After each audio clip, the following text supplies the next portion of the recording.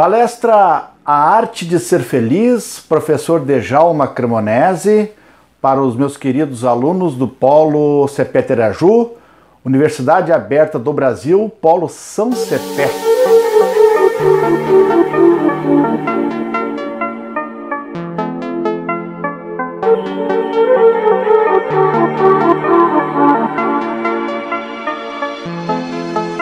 Sejam bem-vindos, bem-vindas, meus queridos alunos, alunas. Satisfação, sou o professor Djalma Cremonesi. Estamos já na quarta semana de quarentena, momento difícil que atravessa as nossas cidades, o nosso estado, o nosso Brasil e, por que não dizer, o mundo.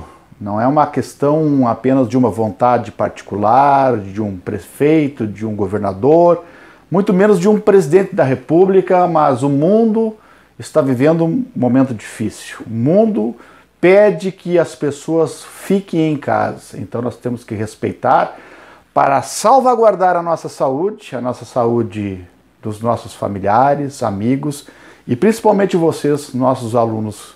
Parabéns por esse evento, continuando as aulas, e nós vamos fazer essa palestra, A Arte de Ser Feliz, de uma maneira online. Eu espero que vocês, estando assistindo, se encontrem na perfeita harmonia, na perfeita saúde, gozando de alegria, de uma harmonia, de uma serenidade que compete a cada um de nós. As ideias que eu vou passar aqui certamente são ideias que vocês já ouviram, já leram, já assistiram professores, palestras, e essas ideias, na verdade, são fundamentos para a minha própria existência. Eu me alimento desses autores, me alimento da filosofia, da sociologia e da psicologia positiva. São teóricos, são teorias que me ajudam a viver melhor. Eu gostaria de transmitir para vocês nesse exato momento. E eu começo argumentando, falando sobre a felicidade em momentos de uma sociedade líquida. O que isso significa, uma sociedade líquida? A partir, como vocês estão visualizando na imagem, de um sociólogo chamado Zygmunt Bauman, que faleceu há 3 anos, viveu longe, viveu aos 90 anos e deixou para nós um legado muito importante sobre as relações líquidas, sobre o mundo de incertezas, sobre a fragilidade das relações, sobre as ligações frouxas e os compromissos revogáveis de uma sociedade de descarte. Parece que estamos sempre atrasados. Parece que ao consumir um produto, ao comprar um produto, um smartphone, um celular, um computador, temos a sensação de que estamos atrasados. Temos a sensação de que isso já passou. Então, uma sociedade líquida, onde os valores mais modernos, consolidados, da razão, da disciplina, me parece que hoje estamos em um outro patamar. Ou, como diz um psicanalista, Jorge Forbes, aqui do Brasil, é uma sociedade que perdeu as referências. Estamos, como ele fala, uma sociedade desbussolada. Perdemos a bússola. Perdemos a direção, perdemos o rumo, perdemos as referências. Me parece que estamos, de uma certa maneira, perdidos. Perdidos, estamos desnorteados. Essa sociedade líquida, muitas vezes, nos impõe uma forma de pensar, nos impõe uma forma de agir, nos impõe uma forma de viver. E, muitas vezes, nós temos que desconstruir esse modelo tirânico de vida, de felicidade autoimposta, para redescobrir um outro significado, redescobrir um outro sentido da vida. Por exemplo, agora em tempos de coronavírus, nós estamos resgatando alguns valores que estavam, num certo sentido, esquecidos, que é ficar mais resguardado, ficar em casa, dialogar mais com os filhos, com a esposa, com o esposo, de ouvir mais música, as músicas aquelas que a gente realmente gosta, fazer uma playlist, uma trilha sonora das principais cantores e cantoras que a gente tinha esquecido, fazia tempo que a gente já não ouvia, e agora a gente está ouvindo. Então, a época de pandemia, de coronavírus, por um lado é ruim economicamente, muitas pessoas têm dificuldade em sair de casa, mas por outro lado nos dá um outro sentido, um sentido de tempo que estava esquecido pela correria, pela mil e uma utilidades de atividades que a gente tinha durante o dia. Hoje estamos mais reclusos, estamos mais concentrados em nós mesmos, e isso é importante.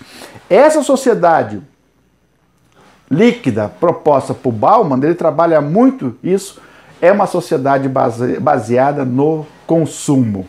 É baseada, como diz o Sérgio Latouche, um economista, que diz assim: nosso dia a dia, nosso estilo de vida, primeiro, é a exibição do supérfluo e do enriquecimento excessivo, que de uma certa maneira é insustentável ao planeta.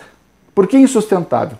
Porque o modelo que nós estamos vivendo, nós teremos que ter 3 ou 4 planetas para sustentar o modelo econômico de consumo que nós temos. É muito. A economia da acumulação que leva à frustração e o querer que não temos e não precisamos leva a um estado de infelicidade. Quando nós consumimos algo, o supérfluo, que não nos preenche, certamente nos causará infelicidade. Uma casa mobiliada, cheia de objetos, elas não trarão o preenchimento da alma, trarão uma satisfação não muito plena dos bem-estar da comodidade, que isso todos nós devemos ter, uma casa, uma moradia, um banho quente, roupas, mas muitas vezes as pessoas investem tudo isso, todos os seus esforços para ter um carro novo, para ter uma casa nova, e esquecem de habitar dentro da morada interna de cada um, que ali está realmente o significado da nossa própria existência. Então precisamos trabalhar menos para viver e cultivar mais a vida. Nossos trabalhos, tem gente que está morando no lugar do trabalho, está visitando as suas próprias casas. Em casa é lá uma visita, que chega cansada, toma um banho, janta, dorme, outro dia acorda, faz a higiene pessoal e vai para o ambiente de trabalho e fica maior tempo trabalhando fora e esquece que a sua casa está ali de portas abertas para recebê-la. Invertemos os valores. Então a primeira característica da sociedade líquida é uma sociedade de consumo. Então nós precisamos, para consumir mais, claro, nós precisamos trabalhar mais. Então o Jeffrey Pfeffer diz que 61% dos americanos são estressados e causam problemas de saúde. 7% deles já foram hospitalizados por causa de doenças ligadas ao trabalho. Essa é uma lógica, um círculo vicioso. Se você consome mais, você tem que trabalhar mais, de manhã, de tarde e de noite. Bom, o pesquisador estima que o estresse está relacionado à morte de 120 mil trabalhadores americanos. Então estamos trabalhando muito e estamos morrendo de tanto trabalhar, numa maneira geral da sociedade líquida. Terceiro, aí vem o contraponto. Pepe Mujica, do Uruguai, ex-presidente da República, ele tem uma frase muito lapidar que vocês estão visualizando aí. Temos que lutar por uma sociedade que priorize viver e não trabalhar. Ele, particularmente, foi presidente do Uruguai, uma admiração muito grande pelo povo uruguaio, por esse país. Vive numa chácara de 4 ou 6 hectares, cultivando hortaliças. Ele é agricultor, não consome, tem um Fusca 76 azul, simbólico, e ele diz que as pessoas têm que priorizar a vida, e não muitas vezes o trabalho. Estamos trabalhando demais. A sociedade líquida se pauta no consumo, no trabalho e no cansaço. Esse autor que vocês estão visualizando aí, chamado Byung-Chul Han, filósofo sul-coreano radicado na Alemanha, ele fala num livro chamado A Sociedade do Cansaço. Essa sociedade do cansaço causa o esgotamento excessivo. E um infarto, ele fala assim, o infarto não é apenas do corpo. Nós estamos infartando a nossa alma, nós estamos matando aquilo que nos anima, nós estamos reprimindo aquilo que nos impulsiona a viver, que é a nossa alma. A alma vem de ânima, aquilo que nos anima a viver. Então, quanto mais consumo, mais trabalho e mais cansaço. Ou como diz o Luc Ferry, que é outro filósofo francês, que estamos vivendo uma tirania da autoexigência, uma tirania que nós nos cobramos muito. Eu devo ser um bom pai, um bom professor, um bom profissional, uma boa professora, como se a gente fosse possível de a gente atender todas as necessidades e atender. E na verdade ele está dizendo que nós autoexploramos. Não são os outros que nos exploram, muitas vezes somos nós que nós autoexploramos. Enquanto aí os gurus da autoajuda, tipo um Roberto Chiniachik, vai dizer que ele prega exatamente o contrário: inovação, sucesso e alta performance. Alta performance nesse sentido é aquele ser que consegue se superar, ter sucesso, garantir, como se todo mundo fosse capaz ter condições físicas, emocionais, psicológicas, estruturais, de ter um sucesso sempre a vida toda. Me parece que estamos fadados a viver uma vida de sucesso. Uma vida de insucesso, muitas vezes, é uma vida feliz. Uma vida de insucesso para a sociedade significa muitas vezes que eu estou vivendo bem, estou vivendo uma vida feliz e tranquila. O outro argumento da sociedade líquida é que nós não temos mais tempo. Agora a gente percebe em tempo de quarentena, em tempo de uma reclusão, a gente percebe quantas coisas boas a gente está fazendo. Descansando mais, respirando mais, almoçando com o tempo, jantando, tomando café, dialogando. Antes parece que a correria era tanta e muitas vezes infrutífera. 90% das nossas atividades era correr. É como o cachorro começa a brincar com o próprio rabo. E perdemos o tempo essencial da vida.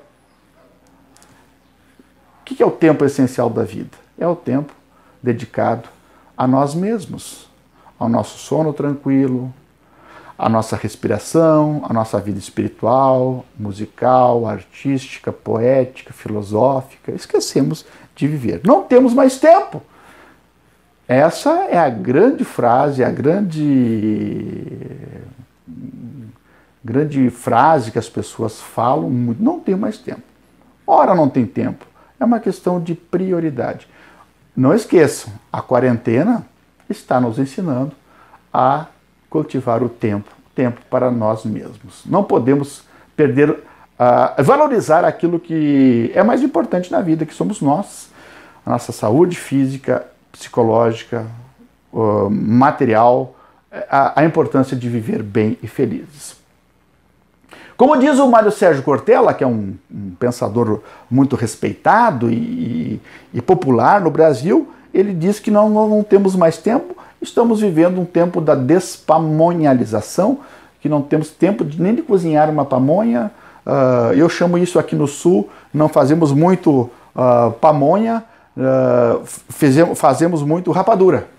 Eu estou falando aqui que nós não é uma sociedade da desrapadurização. Não temos tempo de fazer rapadura, porque a rapadura demanda de nós um esforço de plantar o amendoim, colher o amendoim, fazer o melado, plantar a cana, misturar, e isso demanda tempo, horas de dedicação. Então nós preferimos comprar tudo pronto no supermercado, a paçoca, a rapadura pronta na feira, do que fazer. Domingo a gente se reúne com a família para sair no restaurante.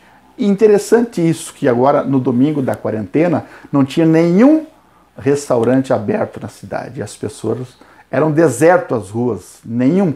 Todos fazendo almoço em casa, fazendo maionese em casa, fazendo a galinhada, o risoto em casa, fazendo o seu churrasquinho em casa. É um outro momento que nós estamos vivendo. Então, Por isso que nós temos que pensar. E outra característica básica nessa sociedade líquida, que o Bauman trabalha muito, é essa dimensão do culto à imagem.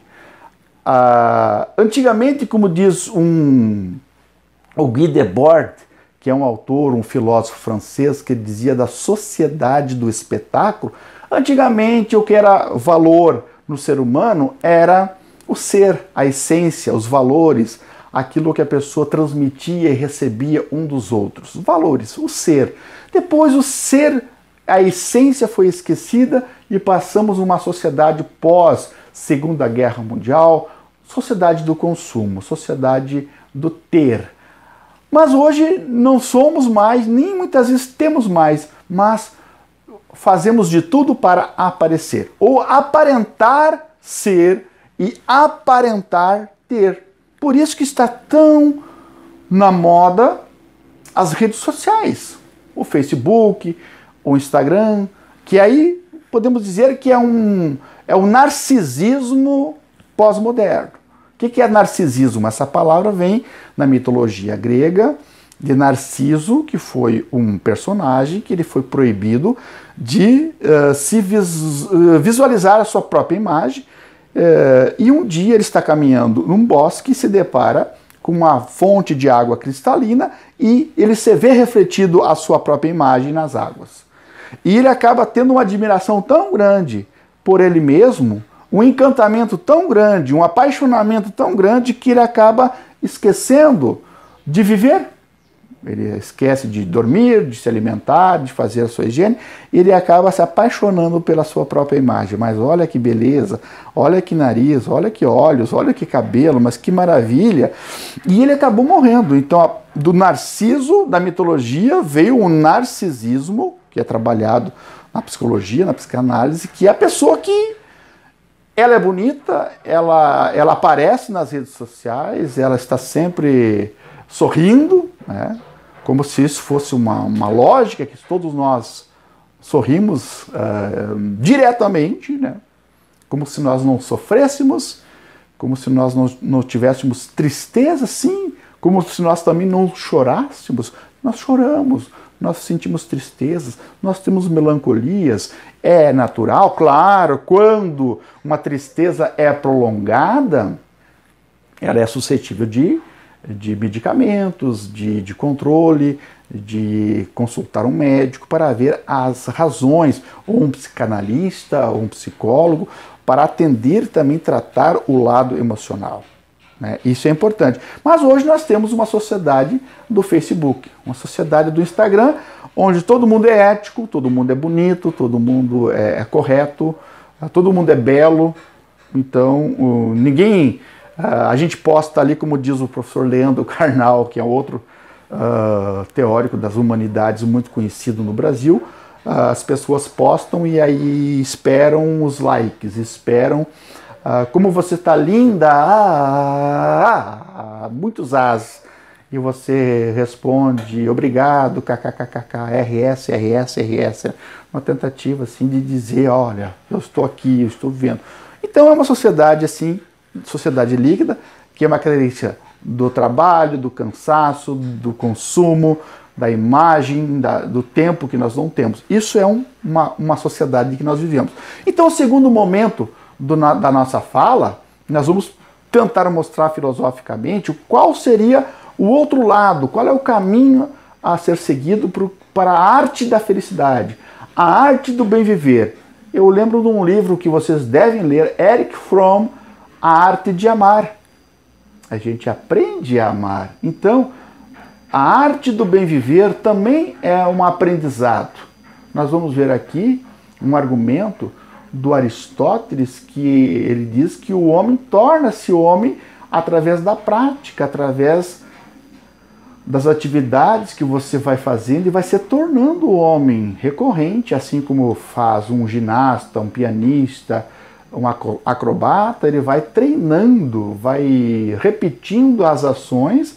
Assim diz Aristóteles na Ética Nicômaco, que nós vamos também nos tornando homens pelas atividades, pela repetição, tornando-os éticos, nos tornando virtuosos, tornando um homem de areté, um homem perfeito, de kalos kagatos, um homem bom e um homem belo. Perfeito? Então nós vamos avançar agora no segundo ponto, já indo já para o final da nossa palestra. Final não, estamos aí na metade.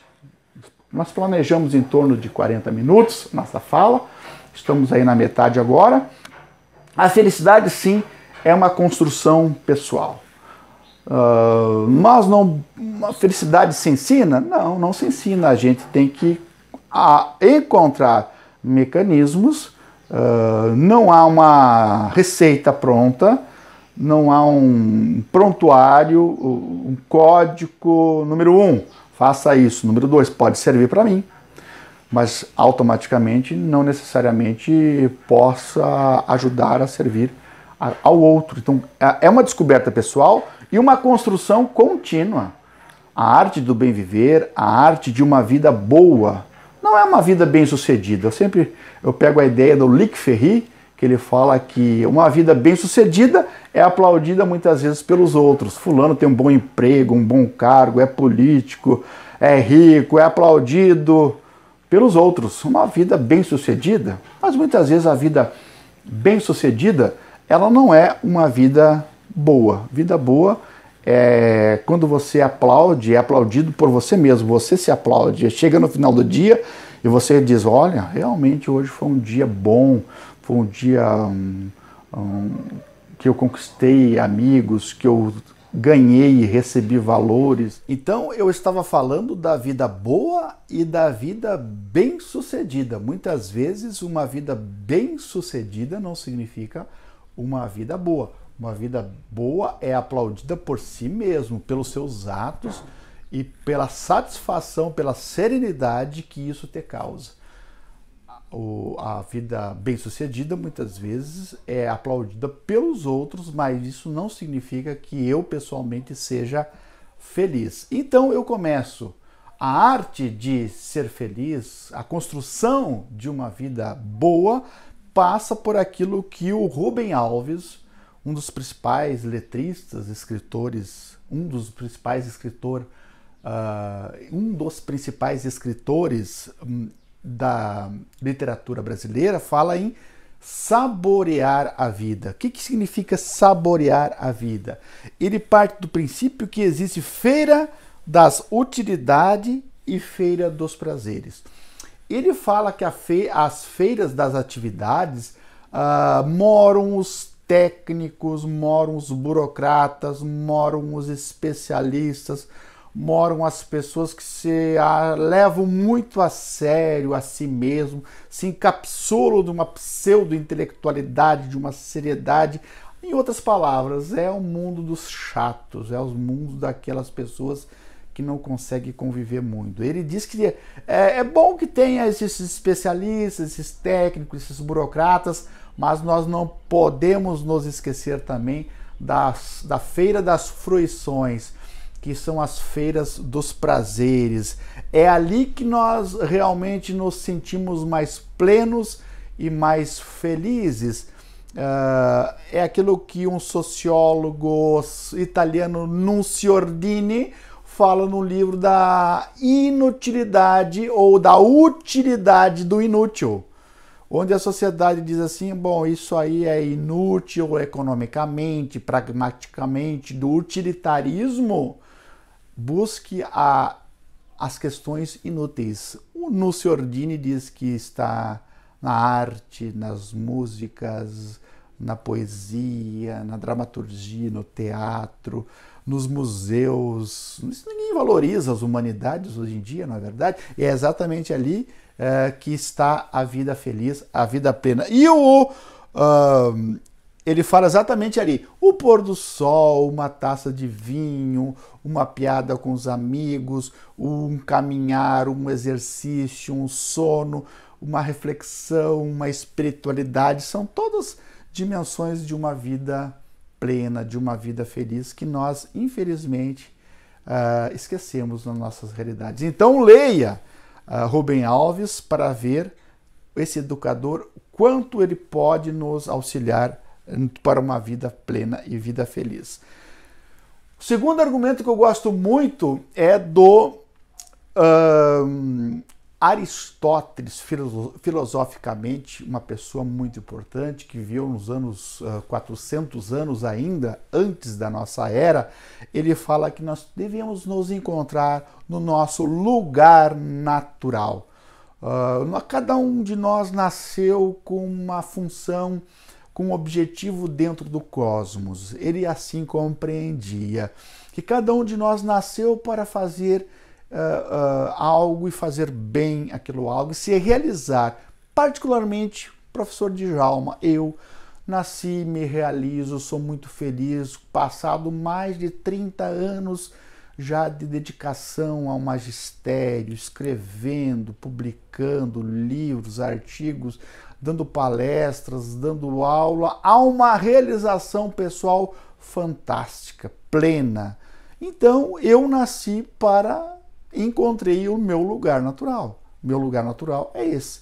Como sociólogo, como pensador, como filósofo. Então, cada um de nós encontra o seu lugar natural, que ele chama de eudaimonia. Eudaimonia é esse espírito bom que existe dentro de cada um de nós. Eu é bom, daimon é essa voz interior, é a capacidade de florescer, é a capacidade de nascer, algo bom dentro de nós, é o prosperar, a prosperidade, a potencialidade, é desenvolver aquilo. Os gregos tinham essa compreensão de que pecado para eles não era essa dimensão judaico-cristã.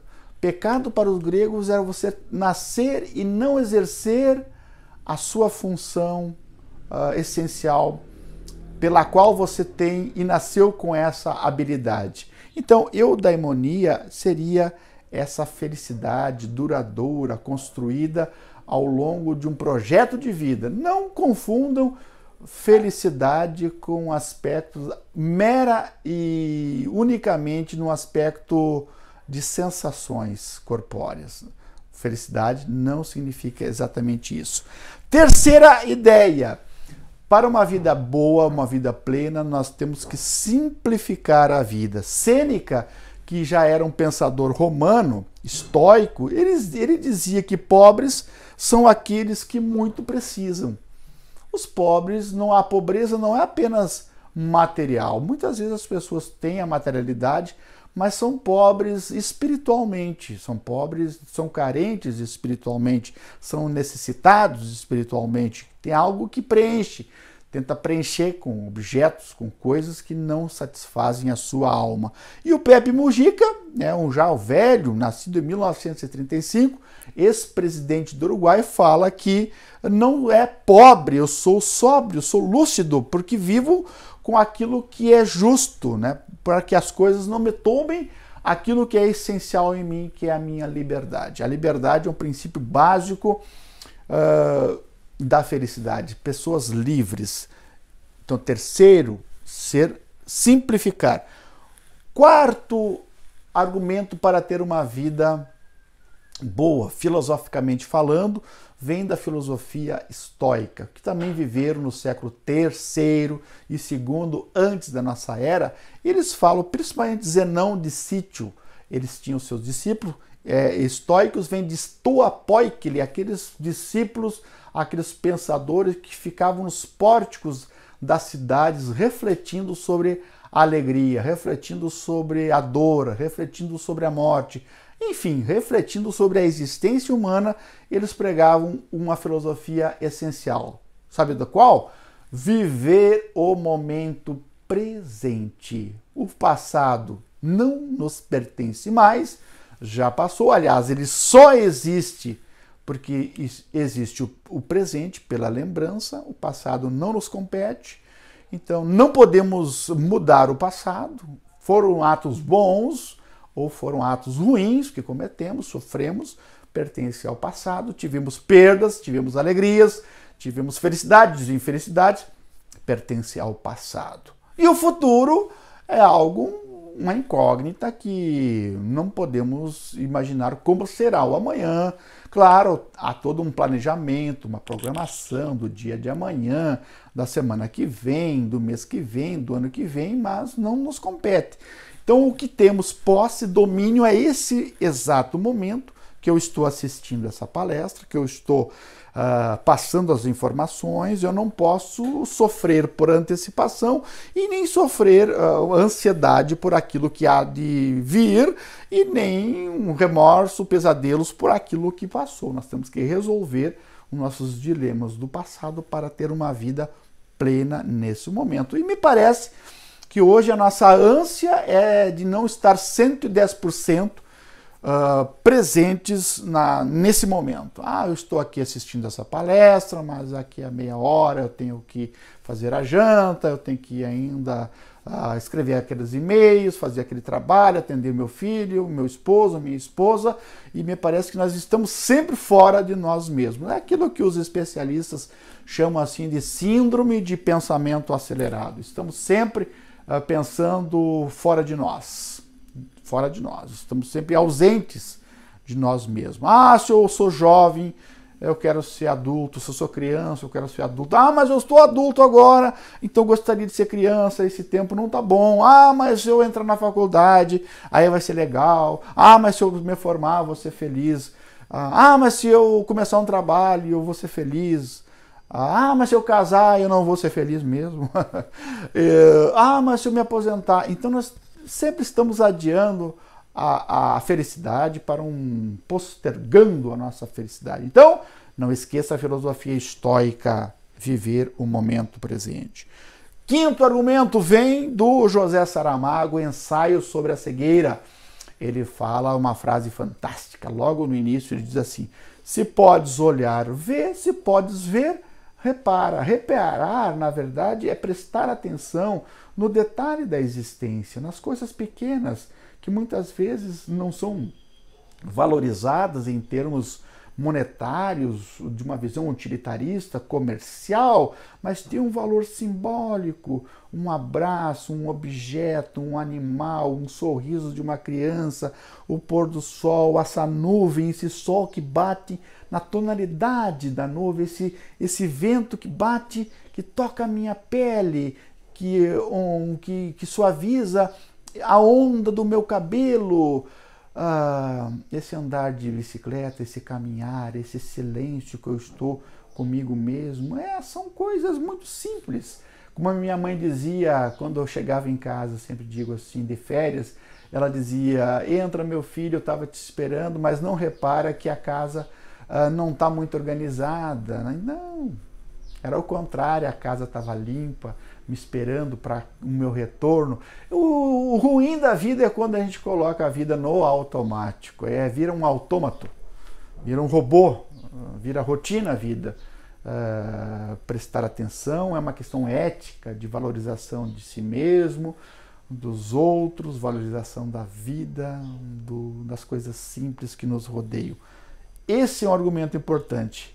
O outro argumento é nos tornar humano pela prática, tornarmos uma pessoa melhor a cada dia, através da dinâmica do Aristóteles, que diz que, pela prática, homem, diz o Dante Alighieri na Divina Comédia, uma frasezinha que eu lembro: homem eu não sou, eu torno-me homem. Humano eu não sou, vou me tornando humano. Como diz o Cortella, o homem é o único ser que nasce não pronto e vai se fazendo.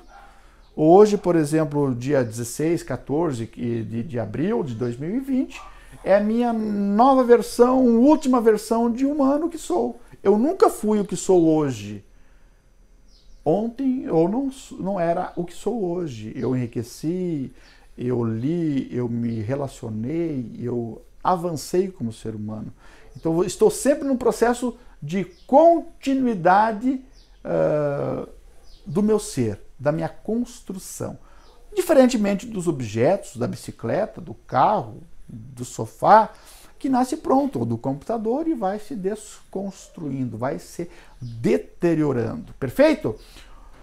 O sétimo argumento para uma vida boa é sempre buscar a contemplação, olhar contemplar, meditar sobre a nossa própria existência, meditar sobre o ser infinito, que temos essa ânsia, essa sede de Deus, essa sede do infinito, essa volta de onde talvez viemos um dia. Como diz,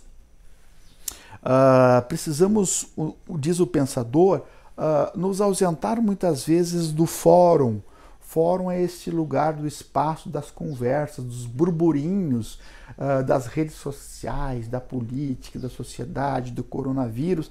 Muitas vezes é importante a gente estar informado, né, bem por dentro daquilo que está acontecendo no mundo, mas nós precisamos também no recolhimento da contemplação, desse olhar vertical sobre nós mesmos. Muitas vezes nos retirar na solidão. Solidão não significa desespero, não significa tristeza, depressão. Nós precisamos dessa solidão para que a gente possa se encontrar com a gente mesmo.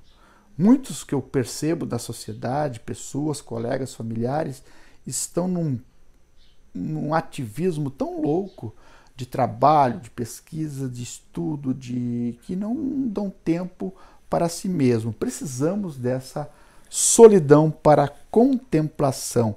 Só uma vida contemplativa eleva o homem naquele patamar que ele deve ser. Elevação. Nós não somos meramente animais que procriamos, que desejamos, comemos, dormimos, desejamos sexualmente. Nós somos seres humanos, nós somos os seres que nos elevamos um pouco mais no nível abstrato e concreto dos outros animais. Então, nos enriquece naquilo que nós realmente deveremos ser. Habituar o nosso olho à paciência, ao descanso, a aproximar-se de si, isto é, capacitar o olho a uma atenção profunda, um olhar demorado e lento sobre si mesmo. Calma, tranquilidade. Isso é buscar o silêncio. Isso é buscar a contemplação. Oitavo argumento, nós podemos dizer que o grande hoje problema da sociedade não é o estresse, não é o cansaço. Como diz o Facundo Cabral, que é um poeta, cantor argentino, que ele diz que o grande problema hoje é a distração. Estamos distraídos para aquilo que é essencial em nossa vida. Distraído porque não enxergamos mais aquilo que nos rodeiam, os peixes, os pássaros, as montanhas, as nuvens, a chuva, a neblina, o pôr do sol. Perdemos o encantamento, né? Estamos muito pobres de alma. Somos pessoas que a nossa alma ficou tão pequena, matamos o nosso sentimento. Então, não é ruim viver só.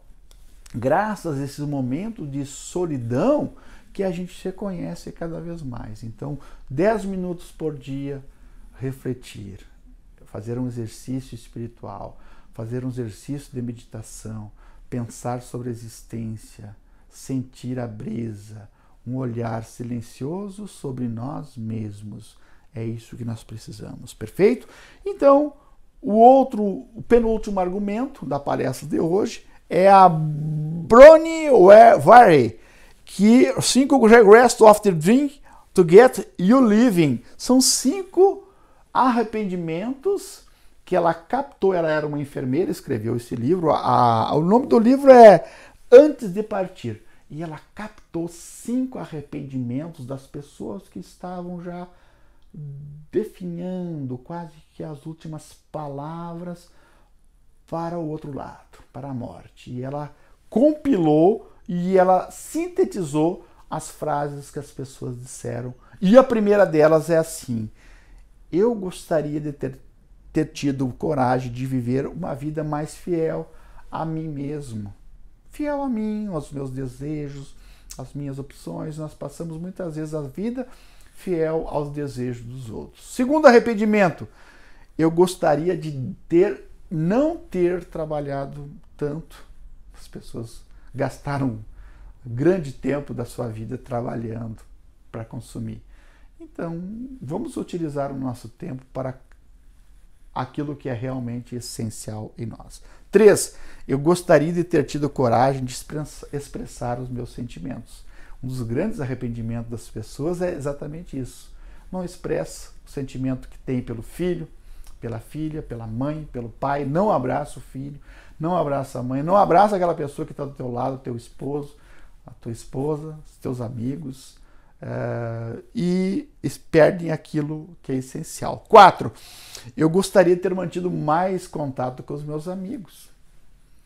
Aquelas pessoas que valem a pena. Diz o Aristóteles que a amizade assim é 2 corpos em uma alma só. 2 corpos separados, mas a gente tem esse carinho, esse afeto, né, que parece que é uma alma. E 5, eu gostaria de ter me deixado ser mais feliz. Afinal de contas, estamos aqui nesse mundo rápido, de passagem. Ontem eu era criança, corria nos campos, no interior. Hoje já estou velho. E amanhã serei apenas uma lembrança, quem sabe, de alguém da minha filha. Mas teremos o esquecimento, teremos o silêncio. E estamos aqui realmente no objetivo maior da nossa vida é sermos felizes. Portanto, não esperar pelo epitáfio. Epitáfio é aquela frasezinha que a gente coloca lá no túmulo, depois que já morreu. Epitáfio não adianta mais. Aqui jaz, fulano de tal, descanso eterno, amou os seus semelhantes. Não, epitáfio não nos compete mais. Devia ter amado mais, chorado menos, visto o pôr do sol. Mas por que depois do epitáfio? O epitáfio é agora. Agora nessa vida. Tá bom? Então, meus queridos, deixo 20 minutos, 40 minutos, bem certinho. Deixo o meu abraço, minha alegria. Meu skin, meu cachorrinho tá fuçando para... É um Shih Tzu, muito querido. Ele é muito carinhoso, meu companheirinho. Deixo o meu abraço para vocês, eu espero que vocês tenham gostado. Repliquem esse videozinho, essa palestra para os amigos de vocês. Não se esqueçam de ir lá no YouTube, onde esse vídeo está posto, se inscrever no nosso canal. Nós temos 27 mil inscritos, nosso objetivo é chegar aos 30, aos 40, aos 50 mil inscritos até o final do ano. Mas com quem? Com a ajuda de vocês. Lá tem análise política, tem aulas, tem palestras, tem de tudo no nosso canal. Se inscreva, por favor, nos ajudem. Então, uma grande alegria ter estado com vocês. Eu espero que eu possa ter ajudado vocês a refletir um pouco. Um abraço, professor Djalma Cremonese. Até uma outra oportunidade.